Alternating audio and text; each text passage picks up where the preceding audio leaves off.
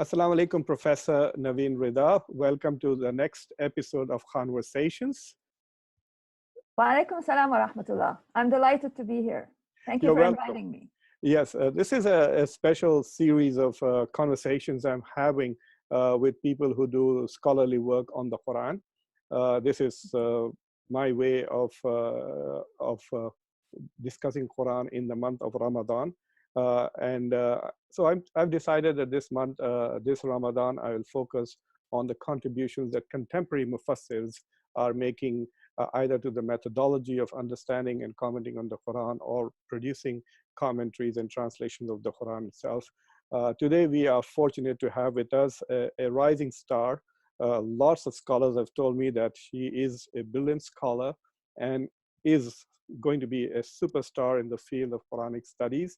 I have had the pleasure of reading two of her papers in the last 3-4 days in preparation for this conversation. And I must say that I've been blown away. The scholarship is fantastic. Professor Reda is an associate professor of Muslim studies at Emmanuel College of Victoria University in the University of Toronto. Her research is in broadly 3 areas: Quranic studies in Usul al-Fiqh, with Islamic jurisprudence and ethical legal theory. And she also is now added a new dimension to her research. She looks at intersections between Christian practical theology and Islamic theology. She has written a book on Surah Al-Baqara. We will talk about it a little later. And she has added both new ways of looking at the Quran and also a new methodology, which she will explain to us. But I want to start with this simple question, Professor Reda. When most people, at least in the believing sector, when they talk about the Quran, we often cite this ayah from Quran, Bismillahir Rahmanir Rahim, وَلَقَدْ يَسَّرْنَا الْقُرْآنَ لِلذِّكْرِ فَهَلْ مِن مُزَّكِّرٍ, that we have essentially, Allah subhanahu wa ta'ala is saying that the Quran has been made very easy for studying, for understanding, for remembering. So are there people out there who are willing to remember, understand, memorize? It depends on how you translate the word lizzikri.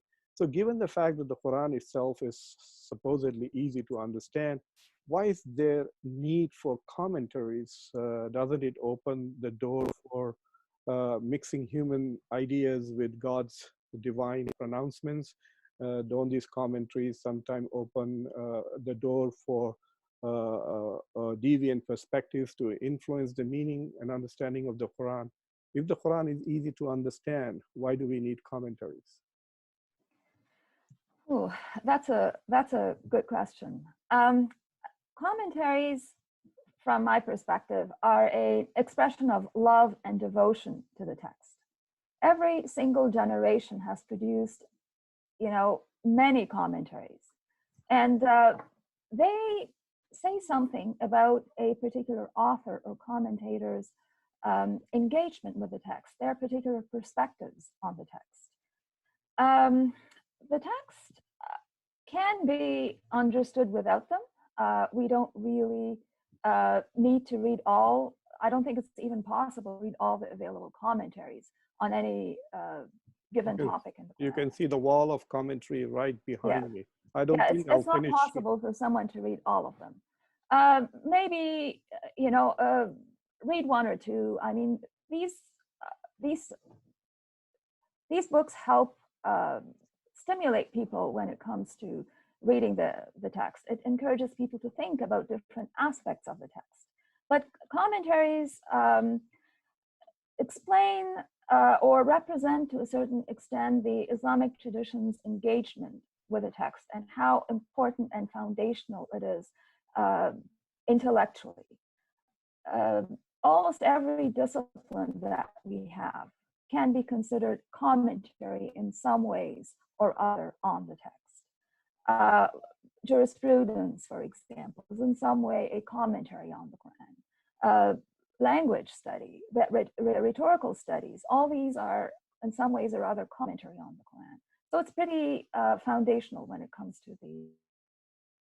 Some people argue that Quran has profound depth and it is not possible for an individual to really fully understand the Quran, both in its scope, in its and its depth. Even word and words, perhaps we could take a lifetime trying to understand all the meanings that it contains. So I find that when I read commentaries, I mean the meanings that commentators have drawn, the connections they make to other aspects of the Quran, and also sometimes to traditions, are really enriching. So I personally do find the commentaries very enriching as far as my understanding of the Quran goes. I want to ask you, it is quite clear that you are on the pathway to probably writing your own commentary at some point, and your paper on the journal Islam and Christian Muslim Relations clearly shows that that you're interested in this. What is your interest in commentary? What do you see about the existing commentaries that are available? What is the deficiency in them that prompts you to engage in this scholarship, or what gap is it that you're trying to fill? Oh, I think my work stems from an interest in the Quran. I think every generation is drawn to the Quran and to comment on the Quran from their particular perspective. Is there a gap? There is absolutely a gap, and there will always be a gap when it comes to our understanding of the Quran. One of the important gaps that scholars are trying to fill today, particularly women scholars, has to do with the lack of women exegetes in the Islamic tradition. If you look at our history, we have some fabulous commentaries beginning from the 2nd and 3rd centuries up to the present day, but they're almost all authored by men. There is not a single commentary that I found that is authored by a woman between the two Aishas. The first is Aisha bint Abi Bakr, the Prophet Muhammad's wife, and the second is Aisha Abdurrahman, who was the 20th century exegete, the Egyptian exegete. So she's actually the first mufassira in that commentary genre. So so there's a serious lack when it comes to women's perspectives and women's commentary. I don't know if filling this gap is why I'm interested in the Quran. I think that the Quran draws everybody or many people from many different perspectives to the sacred text. However, I can see that that women's perspectives tend to be quite different sometimes from that of men. And that's something that Dr. Amina Wadud has pointed out. She's actually, from my perspective, one of the most influential figures in the history of exegesis because of the way she has opened up the door and paved the way for young women scholars to engage with the text and come up with their own ideas and bring new perspectives. Does that answer your question? It does. It's actually quite an exciting answer. You know, I'm also a follower of technology, so I see myself at a point where space travel is possible. I can see the possibility, but I know I will not probably participate in it. I will probably be too old or dead by the time it really becomes practical. But I also see this new era in Islamic spirituality emerging, that for the last 1300, 1400 years, Muslims have understood their most important source of their deen, the Quran, from only perspective of men, broadly speaking. And so now, if we are going to the future, generations of Muslims are going to have the opportunity to understand and appreciate the Quran from both perspectives of men as well as women. So I see something very exciting. I see that the future generations of Muslims, their spirituality, their relationship with the Quran, their comprehension of the Quran will be doubled, undoubtedly. So for me, the kind of work that you are doing is both inspirational and also exciting. I want to get down to some of, to take an example to discuss this. But before that, I noticed that sometimes you refer to the Quran as a spiritual method, especially when you were in your other paper where you talk about the ayah from Surah Al-Nisa, you talk about the Quran as a spiritual method, and you argue that if we saw the Quran as a progressive spiritual methodology, then our understanding of the Quran in totality and individual verses will be quite different. So my question to you is, what do you mean? Are you suggesting that the Quran itself is a tariqa, as we talk about in tasawwuf? Is it a tariqa? Oh, that's a big question. So my last two papers utilize this particular approach, looking at the Quran as a spiritual method. And it stems from, to some extent, from my location where I work, which is at Emmanuel College, because at Emmanuel College, the discipline of practical theology is very important. And that's a Christian discipline, but you see a lot of Muslim scholars also starting to engage with that particular discipline because of the importance of chaplaincy and what we would call in Canada spiritual care and psychotherapy.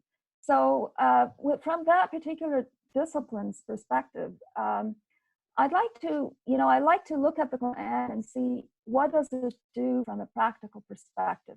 How does it contribute to spiritual growth? And because one of my main interest areas is structure, I also like to look and see, well, how is the Quran structured?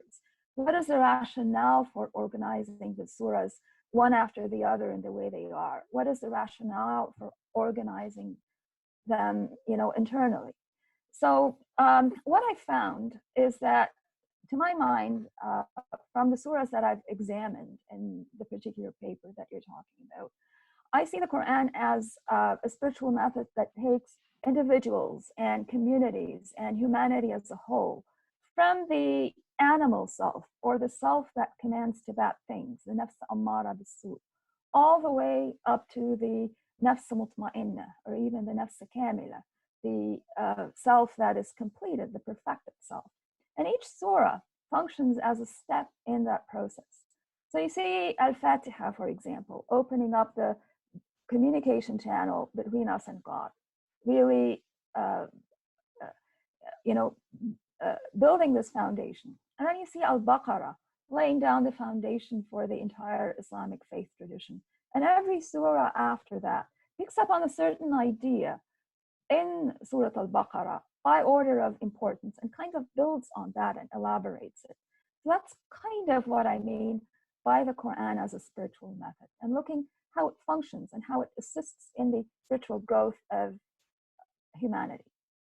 So rather than seeing the book as a book of laws, a book of a manual for organizing societies, it is essentially a ladder to bringing us closer to God. You're going from one maqam to another maqam, and progressively higher, like tabakhat. Yes. Yes, you could say that. However, we need to bear in mind that law is important in this method. It's just, if you look at the Quran, it's about only 5% of verses clearly address law in some form or other. And 95% of the verses are about spirituality and about belief. So the focus of the text really isn't on law, although law is an important aspect of the spiritual method. And what law, or I would actually say ethics, or because Sharia can be translated as law, it can be translated as ethics. It has both those dimensions. But ethics, I think, is a much more important aspect of Sharia today in the contemporary world than law, although it obviously has both dimensions. So ethics or law is really the first step in this in this journey of spiritual growth. So a person or a community elevating themselves from the animal self all the way to the nafs al-lawwama, which is the self-critical self, the self that learns how to judge itself, that take responsibility for its own actions and start restraining itself and behaving in more ethical behaviors. And that's really where that law comes in. But then law is not the be all and end all of this text. It's just an important part of it. That's an Yeah. interesting view, and I Yeah. want to get to the more specific aspect of that particular paper and your research, your Mm. translation, and your commentary on the ayah, which is in some circles very controversial because it is seen as providing religious sanction or encouragement to wife beating, uh, and um, and you provide an extensive discussion and conversation about it. So I will, before I have a couple of questions based on what I read from you, but before that, I would like you to essentially tell us uh, what new understanding you brought to our understanding of that ayah and what it means. Okay, so first of all, when I look at this particular ayah, I look at it very literally. That's one big difference between my Shall work I? on it and I have the ayah. Shall I pull it up? Will it help? if you like, yeah, Okay. sure, in Arabic or English. I Or, have both.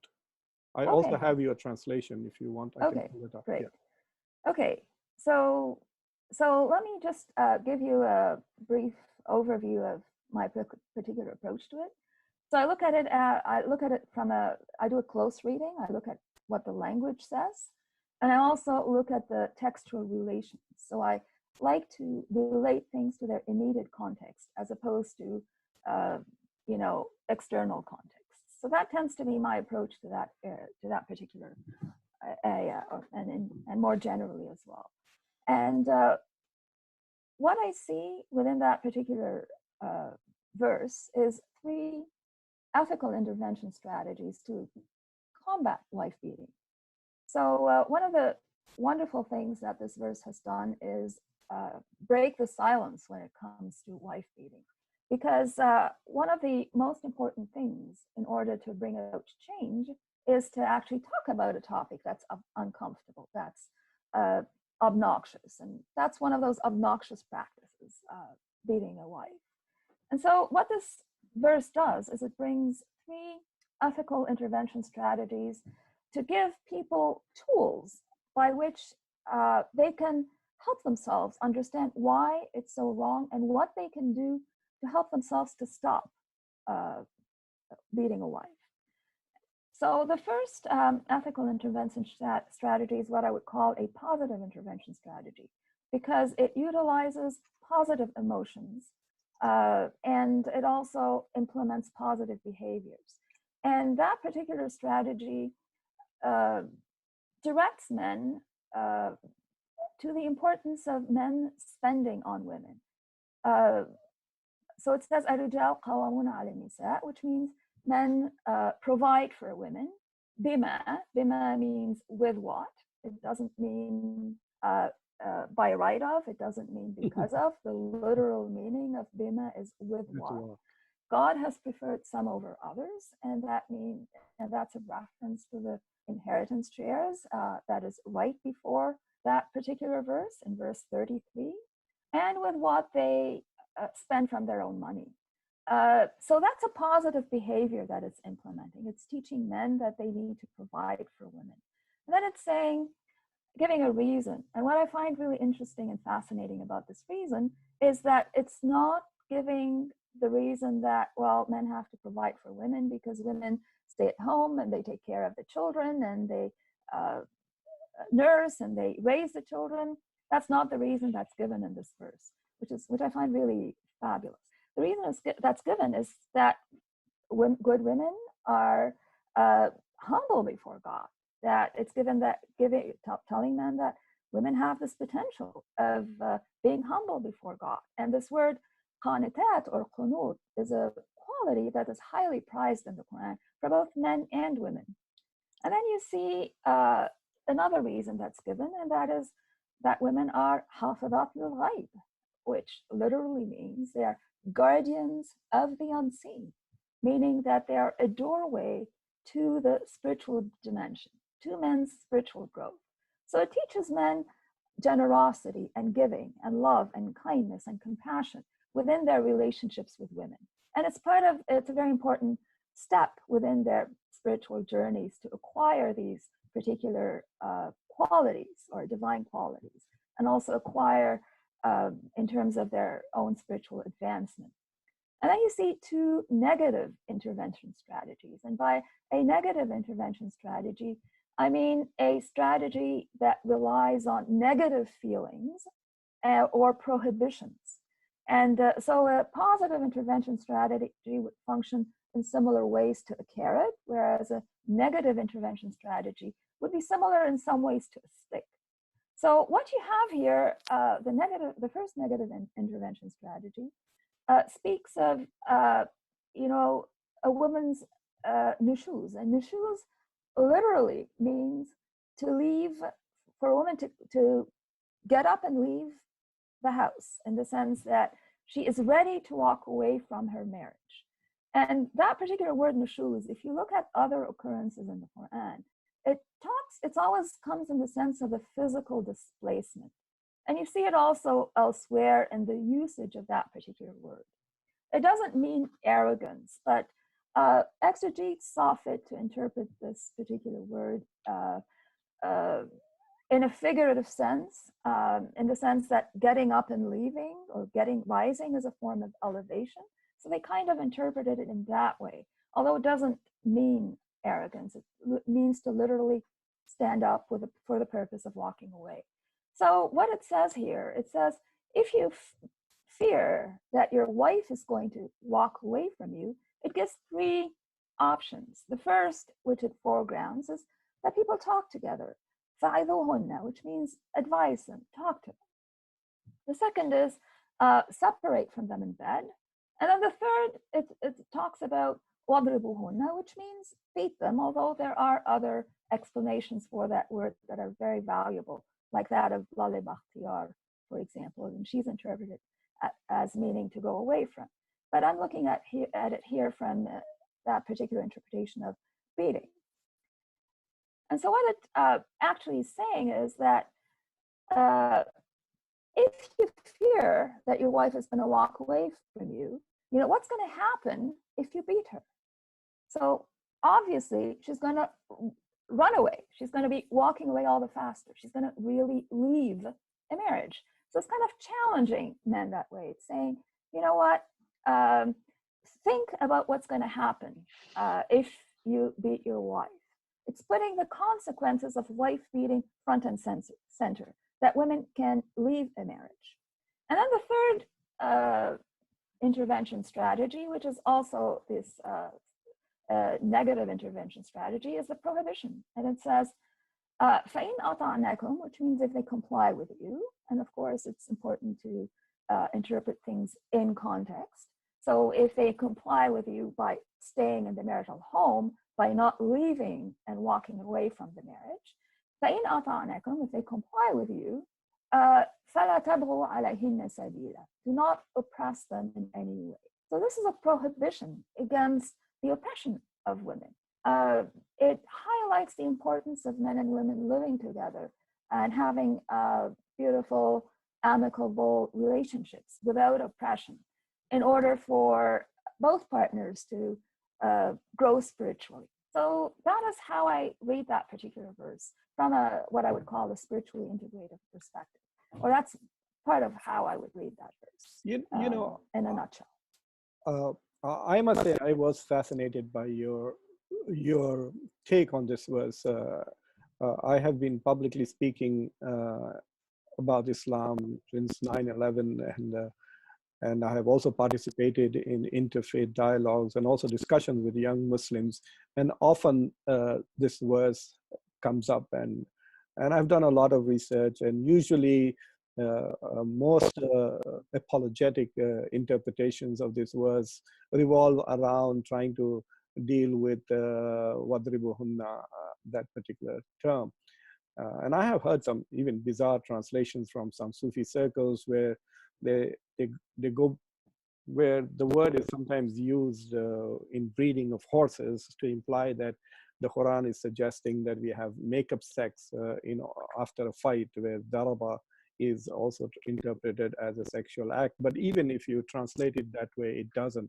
To me, what was fascinating is the way you dealt with the term nushuz as walking away or leaving rather than arrogance. I was listening to Sheikh Hamza Yusuf just yesterday on this particular verse, and he basically says that I think he was relying on Ashur. I don't fully recall at the moment, but he was trying to argue that God was making uh, an accommodation for the arrogance of Arab men because they are real men. You know, Arab men are real men, unlike us from other parts of the world, and they would be humiliated if the woman was allowed to beat a man. If you look at the Asbab al-Nuzul of this ayah, and so. And I looked at some other commentators, and most men do translate that as arrogance or disobedience, and therefore in ata'nakum then becomes that. So if they correct, if they make a course correction, if women make a course correction after the beating and then they begin to obey men, then don't find any other way to oppress them. So that is how I find even Muslim scholars today who are struggling with this verse, they do work with this idea that obedience, women's obedience to man is integral and divinely sanctioned. And when they look at the early parts of this ayah, especially bima faddalallahu, they also rely on various other ahadith to say that no, this is not just confined to a privilege that is gained only from higher inheritance, but there are ahadiths where the Prophet ﷺ allegedly said that men are superior in intellect as well as morality to women. And so there is this inherent, Urdu commentators use words like majazi khuda when they try to explain khanitat, where they are talking about devotion of women to men and to perceive men as metaphorical gods. Literally, the word itself means majazi khuda. So it was to me very refreshing to see that you were able to provide an alternative meaning which is persuasive. And to me, the most new thing that I found was this acceptance that for the first time the Quran is addressing an issue which was silent, that this thing happens, wife beating is a problem. And so by just raising the issue, we have become aware of a problem in the absence of which we would not be talking about this at all.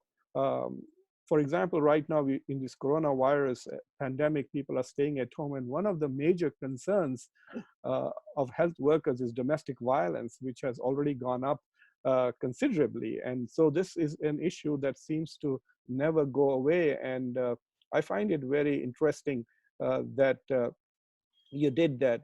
I have one question, that in your methodology, you are doing two things. You are looking at you're moving away from ta'wil to literalism. You're looking at the exact meanings or the textual meanings of the words, and then you are trying to understand them through what you call intertextuality, tafsir al-Quran bil-Quran. So you're making the Quran itself to do commentary of the Quran, but there is no reliance on sources like Asbab al-Nuzul, the circumstances of the revelation of the verses, or any discussion of ahadith which has spoken to that issue. I couldn't actually address the hadith in that article because I had a limit of 7,000 words, and yes, I prefer to focus on one thing. However, the problem with hadith is that they're very difficult to interpret.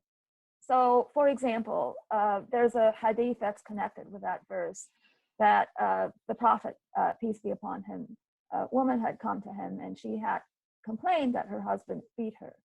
And the Prophet Muhammad ordered, or his ruling was that she qisas, which means that she hit her husband back.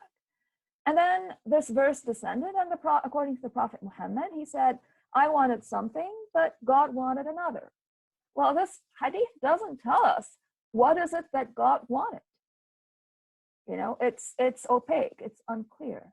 So people assume, based on medieval concepts of men and women and men-women relations, that God is okay with wife beating. Whereas people didn't actually take the trouble to really look at this verse very thoroughly from a language perspective and see, what does it actually say? Does it actually make allowances for wife beating, or does it not make allowances for wife beating? Is it trying to put a stop to it? So yes, the Prophet ordered qisas, and he was on the right track in the sense that he recognized that this is something that's unacceptable, it's unfair, and it's unjust. However, what we have here in the Quran is a different method of teaching men to stop.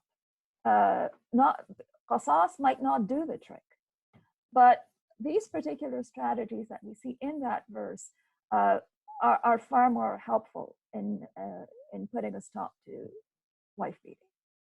No, I agree with you, especially in the way you talk about how it can be actually used in contemporary times to deal with this problem of domestic violence, which is just going out of control. And Muslim community, at least in North America, while they are increasingly becoming aware of the problem, have not devoted enough material or intellectual resources to address this problem. And it is a serious issue. And it is further compounded by the internet, where there are many male scholars who seem to sanction it as something that is divinely permitted. I want to move to your other work, especially with regards to Surah Al-Baqara. And clearly your major exegetical work and spiritual work and scholarly work is around your understanding of Surah Al-Baqarah, which I guess plays the key role in your understanding of the Quran and beyond that. So can you speak to it a little bit? Okay, so my main book is called my only monograph is called the Al-Baqarah Crescendo, Understanding the Quran Style, Narrative Structure, and Running Themes. And my particular interest in that book, and more generally, is an area that I call poetics and hermeneutics of Quranic narrative structure. And what I mean by poetics of Quranic narrative structure is looking at the shape that the various different figures and shapes that organize a particular surah. Like, how is it structured? How is it organized? And by hermeneutics, I mean, what are the meanings that are embedded within these different structures that you see in a surah? And why is it important to understand the structure of a surah? So that's kind of the kind of area that I like to work in. When it comes to my book on Surah Al-Baqarah, I look at, I approach the text as an oral text, in the sense that it's communicated orally and it's meant to be received via the ear. It's not meant to be read and communicated through the written text, although that's an important aspect of it. So in order for a text to be communicated orally and for us to understand it orally, its organizational devices need to be understood orally. And we're not used to that anymore. Like today, if you open, the way we learn is we look at books and there are titles, there are paragraph indentations, subtitles, footnotes, sometimes colors. So all kinds of visual cues that help us understand and follow along the various different parts of the text and how do they hold together as we read a book or an article or something like that. However, when it comes to oral organizational tools, they function differently. And the most important of these oral organization tools is repetition. And they take different forms, and they're well known. They've been studied in other texts, definitely in the biblical texts. So one very important tool is called an inclusio. So what an inclusio is, it's a repetition at the beginning and end of the unit that acts as a frame for that particular unit. And it tells a listener, you've heard that before, we're coming to an end here. And then there are other also forms of organizing or methods or tools for organizing oral texts that I discuss, very thoroughly in that book. least I hope I've discussed them thoroughly. And then, so what you have here in Surah Al-Baqarah is two methods of organizing the surah, and they both organize it in the exact same way. One is verbatim, and that's the inclusios. There are 7 of those that systematically structure the text one after the other. So you have 5 following one after the other in a very symmetrical way, and then you have 2 that divide the middle section of the surah into 2 subunits. And then you have other kinds of figures called chiastic structures that look at the themes inside those different units, inside those frames, and organize them thematically in the exact same way, more or less. So that's kind of my approach to the surah in terms of poetics and how the surah looks like, and how it's the various different shapes and how they follow one after the other. When it comes to hermeneutics, I look at the meanings that are embedded within these various different shapes. So I look at it from 2 perspectives. One is what I call divine self-revelatory mode, or divine self-revelatory reading. So I look at what is the one feature, one attribute of God that is really central within a surah. And there's an important device called a lightwort, which means leading keyword. It frames the first inclusio in the surah and runs throughout the surah. And that particular lightwort suggests that from that particular perspective, the main theme in that surah is God as guide, subhanAllah. And then you have, I look at it from a different perspective, and that's putting the human being at the center. And so Al-Hadi is the Al-Hadi, yeah, but it doesn't use Al-Hadi. There's different derivatives of the word Huda, but every single time it's God who is the originator of this Huda. The Huda ultimately comes from God. So that particular derivatives of Huda within that surah are much more than any other surah. And that's kind of an indication that this is the light one. Then you also have the contents are, from a pedagogical perspective, are really fabulous. So the surah is organized through the inclusios and these various different devices into 3 panels of increasing length. So the emphasis is at the end, and that's one of the reasons why my book is called the Al-Baqara Crescendo, because every single one of those beautiful organizational devices puts the emphasis towards the end. So that's kind of why I called it Crescendo. And so it has 3 panels, and each panel has has another 3 sections, and they're very similar, these 3 sections. And they're all about being elected to a privileged position. So the last panel, which is the biggest, and it's about the Muslim community, you see the importance of the covenant, our covenant with God, the importance of the Islamic covenant that begins with Abraham and Ishmael in Mecca. And then you have a section on instructions, and then you have a section that talks about performance review and testing. So it's kind of telling us that in order to have a covenant or be elected to that privileged position, it's really, there are going to be special instructions and performance reviews. So it's all about responsibility and communicating responsibility for that covenant. So it's all about teaching responsibility. And you see that same pattern repeated before that in the story of the children of Israel, which is the panel right before that. And then in the very first panel, you see the exact same structure, this exact same 3 components with with humanity as a whole. So humanity as a whole, or Adam is elected as Khalifa.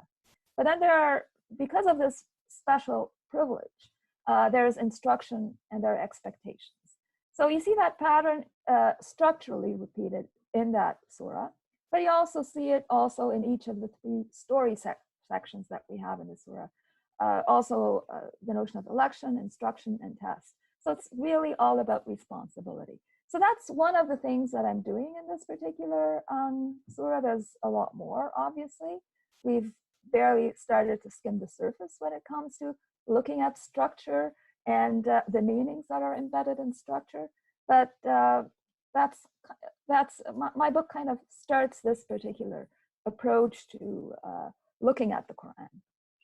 That's And, very fascinating. But let me yeah. ask you, let me wear my critical perspective and hat and ask you this question. From our understanding of how the Quran was compiled, clearly there is a distinction between the sequencing of compilation and the sequencing and chronology of revelation. The longest and surah which was revealed in one shot was Surah Fatiha, which is really 6 or 7 verses, depending on whether you include the first one. Surah Al-Baqara was revealed over what, 2.5-year period, and it is quite possible, never revealed. It's quite possible that verses from other surahs were revealed in between while Surah Al-Baqarah. And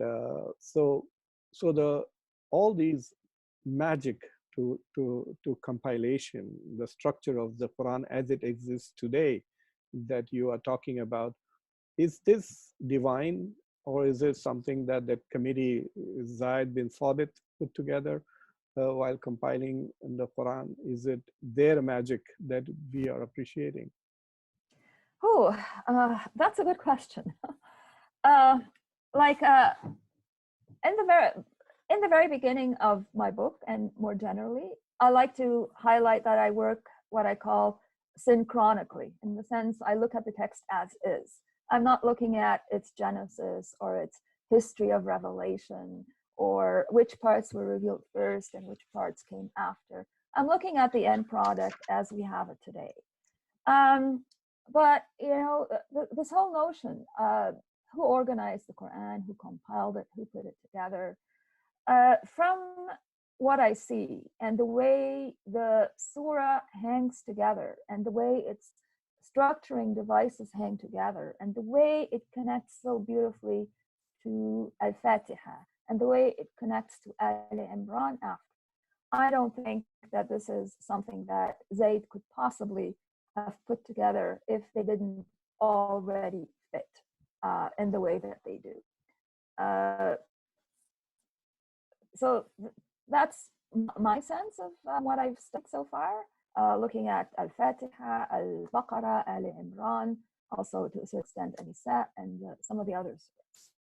So I don't think that Zayd could have put it together, invented the order that we have today. I think he just reproduced whatever it was that he knew from the Prophet beforehand, and the way the Prophet, peace be upon him, used to recite the Quran in congregation. Yeah, that is probably the biggest clue would have been how it was recited in prayers and while the Prophet himself taught various companions various surahs, right? So that is where they probably got the sequences.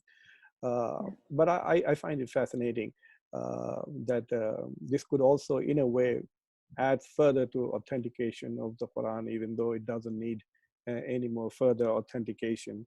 It has been fascinating talking to you. I want to share, I must say I'm very jealous of your work. There's no way I could do work like this. The linguistic skills, the patience, the insight that you have brought to the study is marvelous. And what I'm most jealous about is the fact that you spend so much time with the Quran. You're constantly in a state of worship, reading it, thinking about it. Probably when you're driving and cooking, whatever else you're doing, you're still thinking about various aspects of the Quran. So that is fantastic. There is a hadith from Sahih Bukhari. I think the number is 4739, in which Prophet Muhammad sallallahu alaihi wasallam said, "Khairukum man ta'allam al-Quran wa 'allamahu." The best of you are those who study the Quran and teach it. And on that note, I want to thank you very much for talking to me. And I wish you all the best of success. And I really hope that this division between the academy and the believing community does not get in the way of your work becoming more popular among Muslims, also Muslim scholars, Muslim preachers, that they pay attention to your research. It's just absolutely fantastic. It adds new dimension and new depth to our understanding of the Quran. Congratulations. Thank you very much. I'm honored to be on your show on Khanversations, and I'm definitely privileged to be working with the Quran. I just want to point that right now we do have some Muslim scholars working in theological schools, which is my honor and privilege to be working in a theological school at Emmanuel College, which is a Christian theological school. But one of the advantages of doing that is that it allows people to work from a faith-based perspective. And it allows one to be able to bring in these various different faith-based perspectives into one's work. So hopefully we will have more of those positions within theological schools. And maybe we'll also have Islamic theological schools here in North America that will allow people to work from different perspectives, not only phenomenological or historical or what I would call secular perspectives. But thank you. Thank you very much. Thank you very much.